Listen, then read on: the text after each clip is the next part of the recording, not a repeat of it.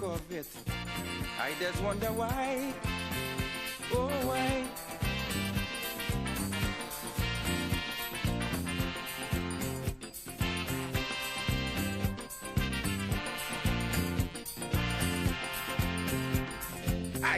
All right, everybody, so welcome back. So earlier this week, the Energy Minister confirmed that 3 companies have been shortlisted for the Petrotrin Refinery. Stuart Young also reiterated government's reasons for shutting down the refinery, saying it was costing the country billions of dollars. We are now joined by Kevin Ramnarine, former Minister of Energy and Energy Affairs. Kevin, a special good morning to you. Thank you for joining us. Good morning. Yeah? Good morning. Good morning. Well, I suspect you would have heard some of the statements of the Energy Minister earlier this week. He did have a substantial part of his contribution where he spoke about this debt. And I remember the Prime Minister speaking about if we had continued with the Petrotrin Refinery, that it was bankrupting the country. Well, yes, so that is a story, and that is something which isn't going away. Yes. And it's now 6 years after the closure of the refinery, and this is still a very topical issue. And I think it will continue to be a topical issue for a while, because many people simply do not accept the explanation given by the government with regard to their decision to close the refinery. What we do know is that it was a decision of the government and the cabinet, as the minister had said in an article, that a very lengthy article that he wrote in the newspaper, I think it was back in May. With regard to the losses that Petrotrin, the minister said something which I thought the population should have an explanation about. He said that in 2018, the company made a loss of $16.4 billion. Now that is an astounding figure, and the layperson or the man on the street might be justified in being shocked by such a figure. But what I did not hear is an explanation behind that figure, and there's a very simple explanation for that. That's the year the company was closed down. And if you go back to the audited financials for Petrotrin for 2018, what happened is that all the fixed assets of the company, which I think was somewhere in the region of $35 billion, were stripped out of the company. And when you move an asset from a value to zero, meaning that you strip it out, that asset now has to be impaired.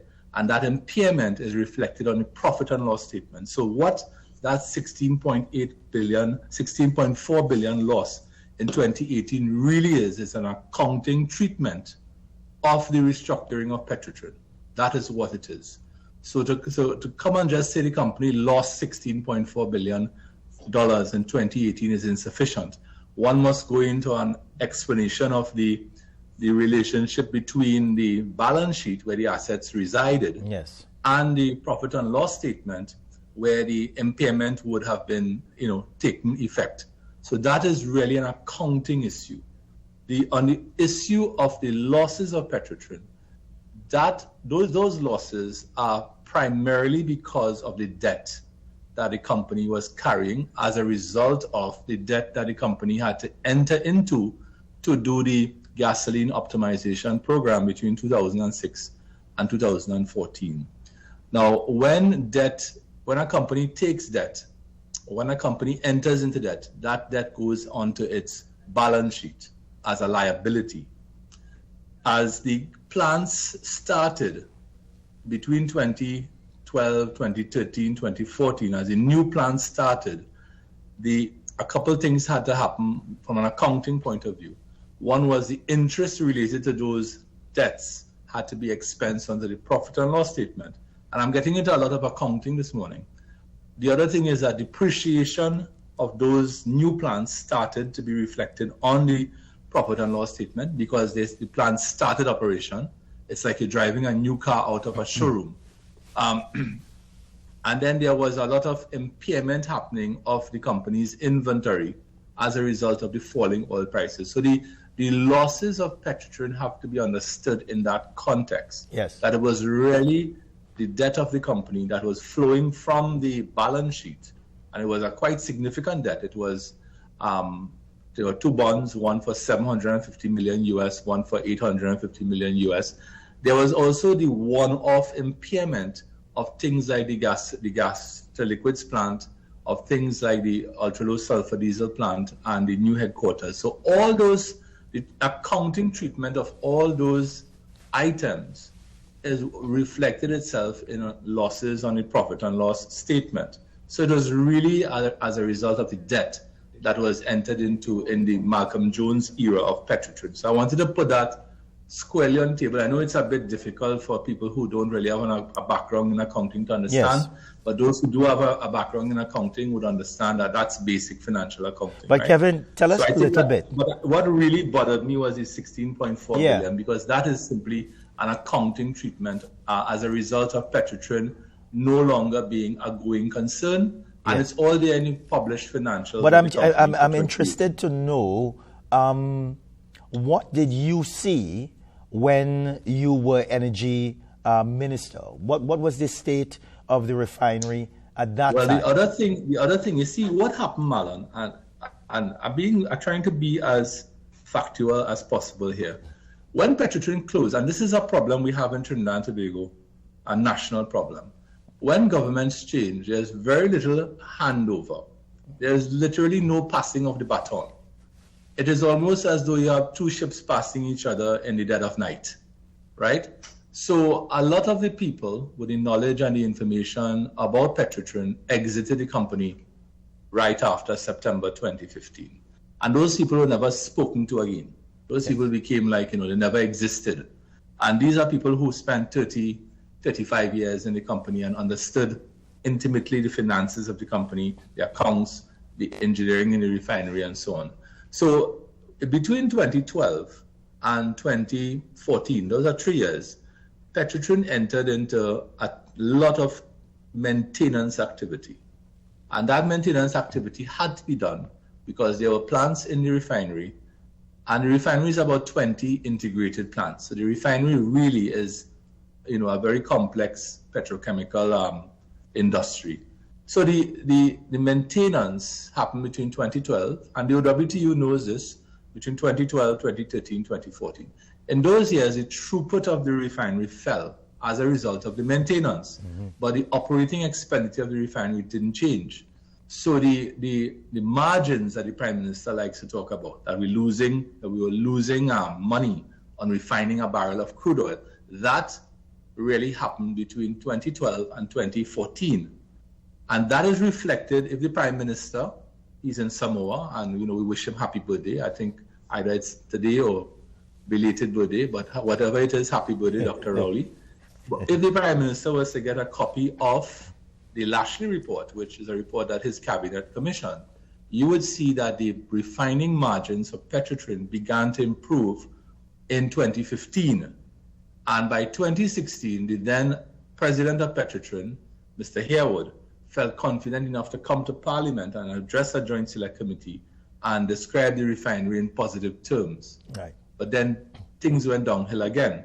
So in my analysis, and I've done quite a deep dive into this decision to close this refinery, probably a deeper dive than anybody. In my analysis, what had to happen is that the refinery required some restructuring, but not closure. The decision now to close the refinery has to be juxtaposed now. We're standing in 2024, 6 years. The refinery was closed in November 2018.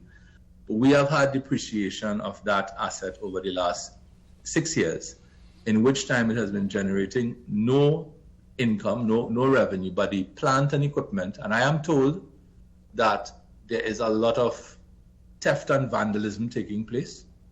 I don't know if the people at Guaracara would want to confirm this, or the TPHL, Trinidad Petroleum Holding Limited, but I am told by people who have done drive-thrus of the refinery and so on that things are looking pretty, grim in what you said, which is to be expected, by the way, because if you leave something just sitting there for 6 years, I mean, I understand there is some maintenance program and some sort of, but that could only go so far.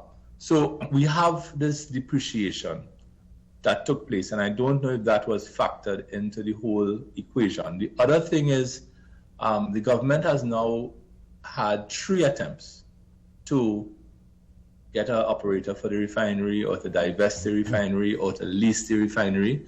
I think that was left open. And those were the first 2 attempts involved the Patriotic Energies company, I think, and that did not manifest. Now we are into a 3rd attempt. There was the issue with Mr. Jindal. Yes. He seems to have withdrawn from Trinidad and Tobago. Now there's a 3rd attempt. There are some questions that have to be answered about that. And I'm not casting any aspersion this morning on anybody who has come forward. We wish them all well, and there's a process, and I would like that process to continue. I read where the procurement regulator, Ms. Khan, she had given some advice on to the, I assume, to Trinidad Petroleum Holdings Limited on the whole process. And she seemed to be satisfied with what she saw, but she did say that the regulations for the procurement regulator did not provide for them to be part of the process, because the regulations for real estate disposal were not there yet. There are some issues, some questions. One, the refinery required a natural gas supply, about 60 million cubic feet of gas per day, which is not an insignificant amount of gas, was sold to the refinery by the NGC. So how is that going to happen in a new dispensation? Is the operator going to buy gas from the NGC, or is the government going to provide gas to the refinery?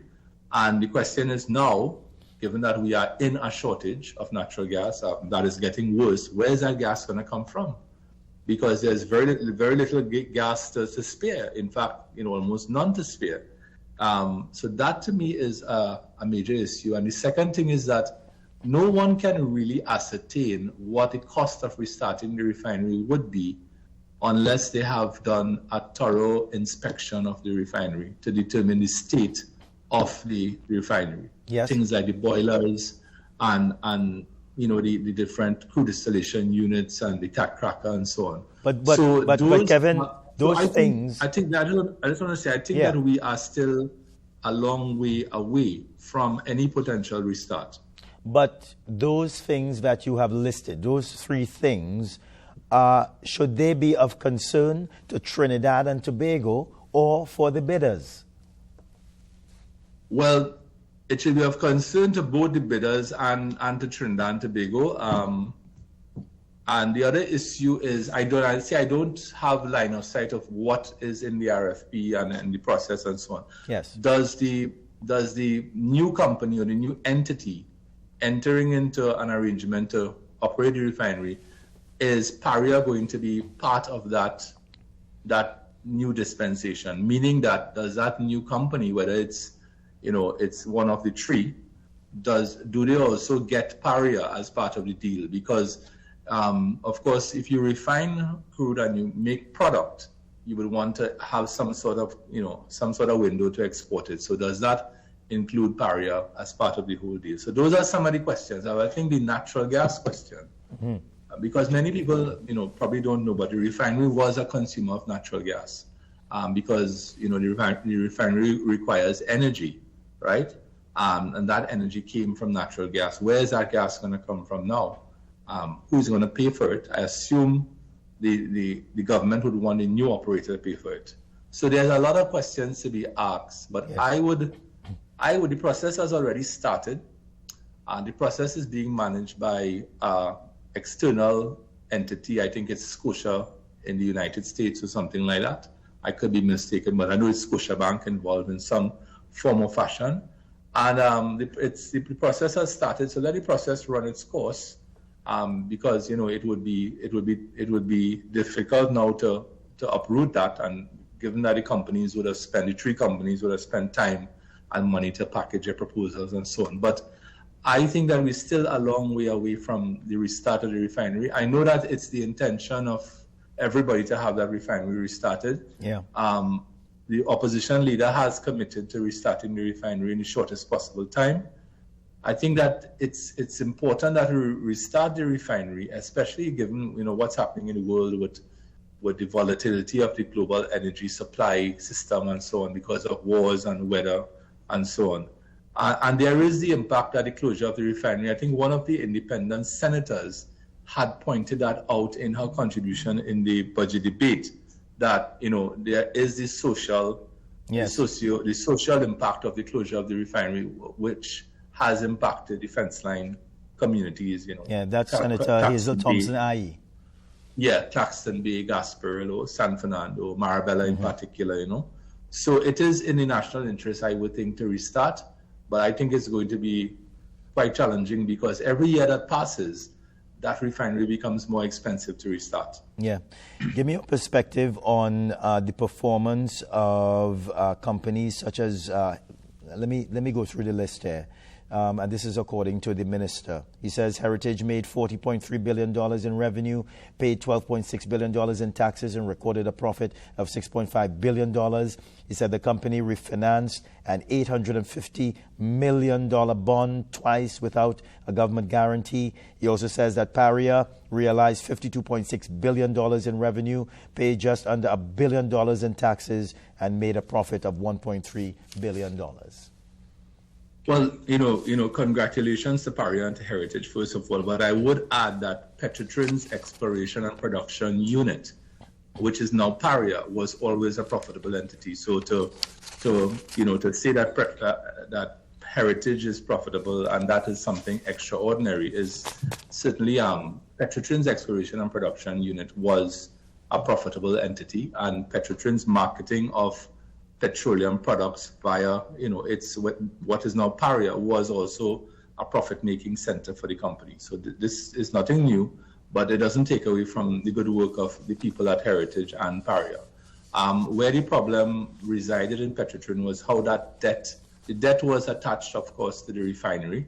And I explained the movement of the debt from the balance sheet onto the profit and loss statement, which is where the losses of the company began to reflect itself. So that is where we are. I think, the refinery and Petrotrin continue to be a political issue.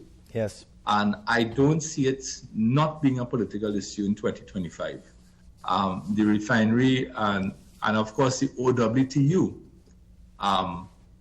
clearly feels that, they are aggrieved because they would have made efforts and so on too patriotic to have the refinery, given to them or leased to them or to operate the refinery. The other thing I would add is this, and this is I think that there's no need for any sort of foreign intervention. I know there are two foreign entities, and this is not a reflection on them. I'm talking about the manpower requirements, not the three companies involved here. Yes. I'm talking about the manpower. All the manpower and the intellect and the skills required to restart that refinery are still in Trinidad and Tobago. However, many of them are aging, and many of them have, 6 years away from the refinery, they will begin to, some of them, forget and so on. So we need to restart the refinery before a lot of these guys, go into old age and retirement and so on. But it is, I stand by what the leader of the opposition said, that we have to restart it. Yes. I think that it's a national priority to restart it. Because if you don't, then you have to make a decision as to what you do with that lovely piece of land that we have down there, because we just can't leave those things just fall into the ground. Yes. Right. So we have to restart, or we have to decide what we're doing with all that real estate down there. Yes. But Kevin, for now, I think the window is still available for us to restart the refinery. Yes. Kevin Ramnarine, it's always a pleasure speaking with you. Thank you very much for your perspective. Yeah. Have a good day and a good weekend. Okay, Marlon, for now. you too. All right. So it's time for a quick break, everyone. We're coming back. I see charity deplored, equal rights totally ignored, wisdom and ingenuity working in accord, simply to afford such inventions as thermonuclear warfare and environment.